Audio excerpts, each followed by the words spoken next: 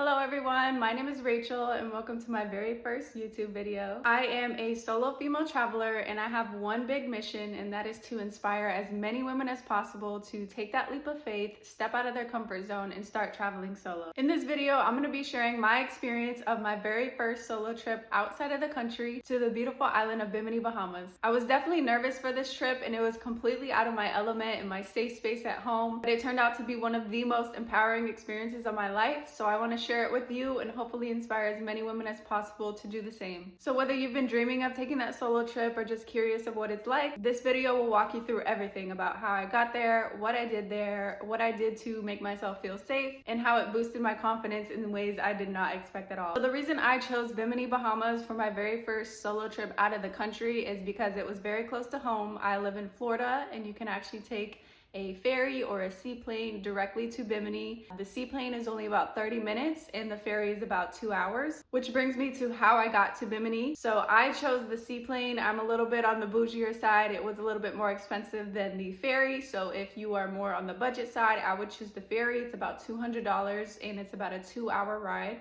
The ferry does run 2 times a day and they go in the morning and they come back at night, so you can do a day trip as well if you'd like. I did have to drive to Fort Lauderdale to take the seaplane, and the seaplane is only about 30 minutes. It was about $500 round trip, so I know it's a little bit on the expensive side, so if you were more on a budget, I would recommend the ferry. The seaplane was an amazing experience. I've never been on a seaplane, so that's what inspired me to take that route. I was a little nervous at first boarding the plane by myself, but once we got up in the air, it was very calming and relaxing, and the water just looked absolutely beautiful.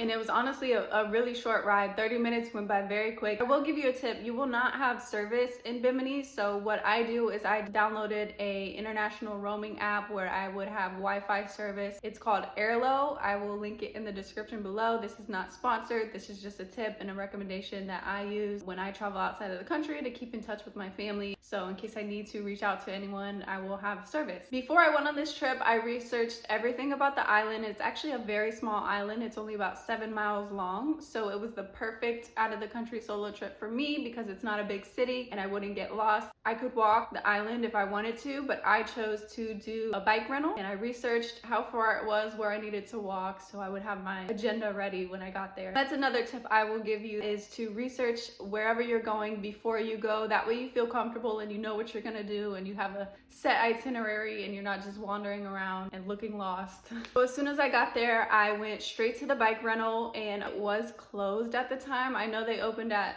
I believe, 10 or 11 a.m. so I got there around 9:30. So I went to the beach first, chilled out a little bit, explored the water, and it was so beautiful and calming and peaceful, and there was no one on the beach.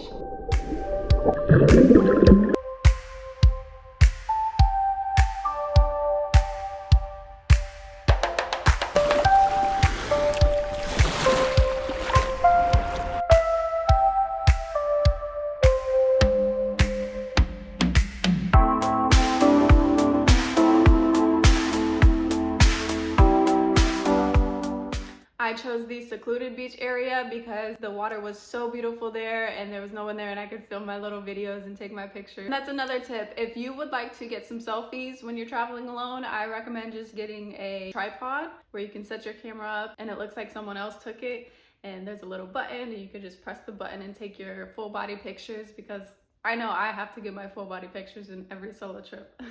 So after I explored the beach a little bit, the bike rentals were opening up soon, so I gathered up my stuff and I walked over to the bike rental. It was about a 10-minute walk, and when I got there was this couple sitting there and the bike rental place was still closed. So I was talking with this couple for 30 minutes or so, and I found out they were from Jacksonville, Florida, and I'm from Orlando, so we were pretty close to home. We decided that we weren't gonna wait any longer and we were just gonna go get a golf cart and split it.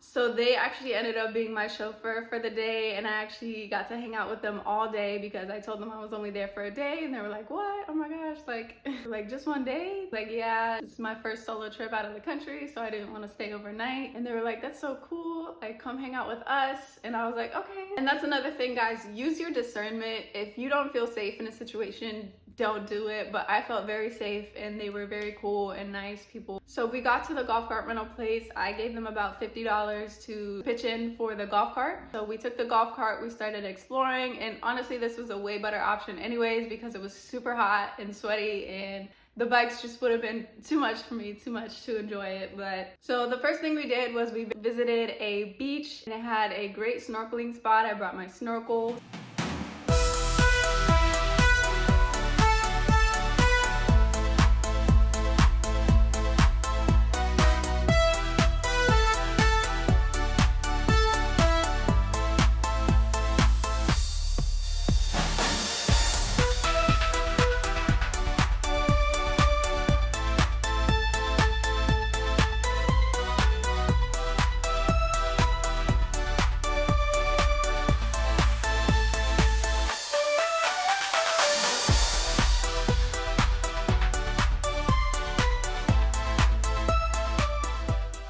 And I was just kind of doing my own thing while they were on the other side of the beach, and it was very secluded. There wasn't many people there, and it was midsummer. So I believe the reason is because on the day that we went, the cruise ships weren't coming into the port that day, so there was no cruise ships, so it was not crowded at all. So that was great for us, and the island was just so laid back. The people were very nice, and I felt very safe on the island. So after we visited that beach, we packed up and left, and we went to a local food spot. I don't remember the name, but we had some ribs, mac and cheese, rice, and oh my god, it was so good. Like, I love soul food. I love trying foods from different countries, and this one definitely did not disappoint. So after we got the food, we drove to a beautiful beach. It was right next to the Hilton, and it was just crystal clear water, barely any waves.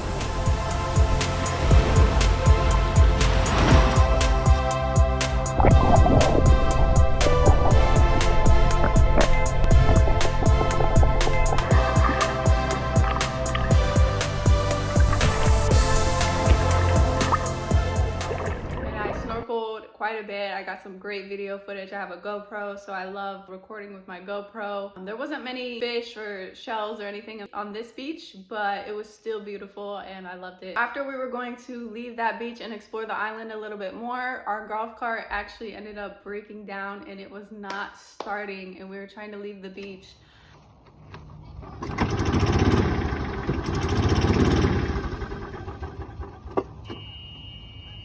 And the guy gave us a number to call in case anything happened. So we had somebody come out and try and fix the golf cart, and they ended up just bringing us a new one because that one was not working at all. So that would have been a little bit scary if I didn't have my friends with me, but I had them and they were there and it wasn't as scary. So after we got our golf cart situation figured out, we explored the island a little bit more, and we went to something called the Dolphin Museum, which is made out of completely recycled materials.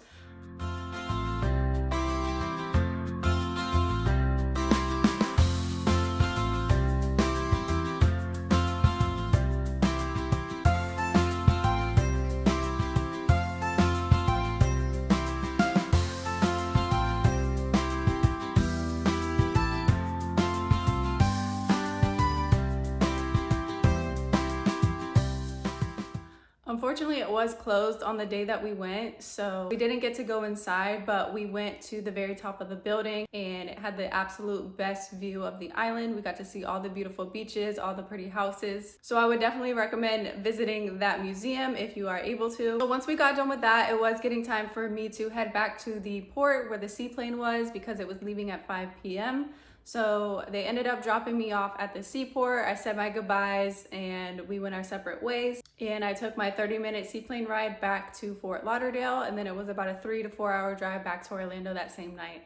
So guys, that is the story of my very first solo trip out of the country. It wasn't perfect by any means, but it was exactly what I needed to just prove to myself that I can do it and I don't need to wait on anybody else to go where I want to go or do what I want to do. And hopefully this inspired you to do the same thing and not listen to what anybody else says and not wait on anybody else to do the things you want to do in life. You know, life is short, so why wait? So to recap on my biggest tips for your first solo trip, my biggest tip is to start small. You guys don't have to go out of the country. That's just what I chose to do. And you can take a smaller trip within your city or a city close to your city or even maybe within the US if out of the country feels overwhelming to you. My second biggest tip is to definitely plan ahead. Do your research about the area you'll be visiting. That way you feel confident about your itinerary and transportation and feel safe about where you're going. And last but not least is to trust yourself. You're capable of so much more than you think. And once you take that leap of faith, you will definitely thank yourself later and it will give you the biggest confidence boost and just make you feel like you can do anything in life. If you've been waiting for a sign to start your solo travel journey, this is it. I promise you it will change your life for the better. Thank you guys so much for watching my very first YouTube video. If you found this helpful, please consider liking, commenting, sharing, subscribing, and I will see you in the next one. Until then, happy solo traveling.